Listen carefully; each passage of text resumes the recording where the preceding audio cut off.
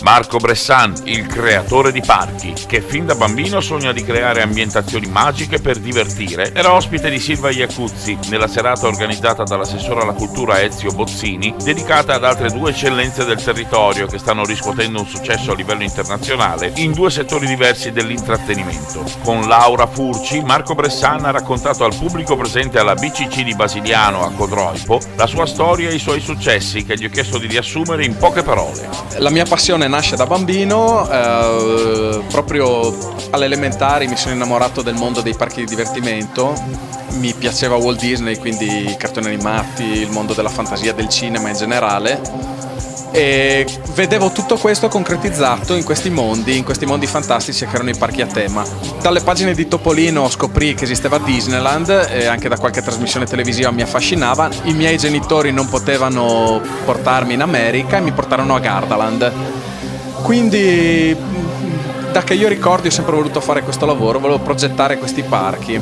Dopo l'istituto d'arte, quindi da grande, quando ho detto va bene, proviamo a farlo come lavoro, mi sono iscritto all'Accademia di Belle Arti di Brera a Milano e lì ho iniziato a studiare e contemporaneamente sono riuscito ad entrare nell'azienda che realizzava le attrazioni per Gardaland e per Disneyland Parigi, così. Questi sono stati i miei maestri, sono amici ancora oggi a distanza di tanti anni.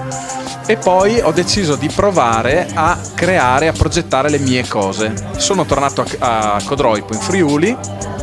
All'epoca mi hanno riportato qua un po' la ragazza, un po' il fatto di aver fatto il militare in regione e ho provato a mettere sulla mia attività qui. Con mio fratello sono 15 anni, quasi 16 a novembre, che abbiamo messo su la nostra firma, la nostra azienda si chiama Ozlab Fun Factory, cioè il laboratorio del mago di Oz, la fabbrica del divertimento, e progettiamo parchi un po' in tutta Italia. Il più importante, il più significativo degli ultimi anni è stato l'Acqualandia di Jesolo, che è il primo parco a tema acquatico d'Italia, ma adesso stiamo lavorando a Roma per Rainbow Magic Land, dove stiamo progettando un parco acquatico sempre a tema, e tutta una serie di attrazioni per altri parchi un po' in giro per lo stivale, che spero vi divertano.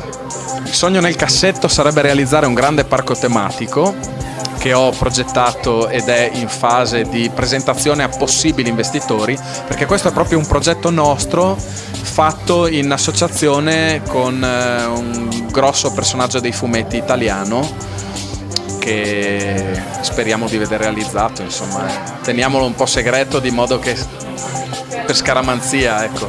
Per il Ponte News, Marco Masciori.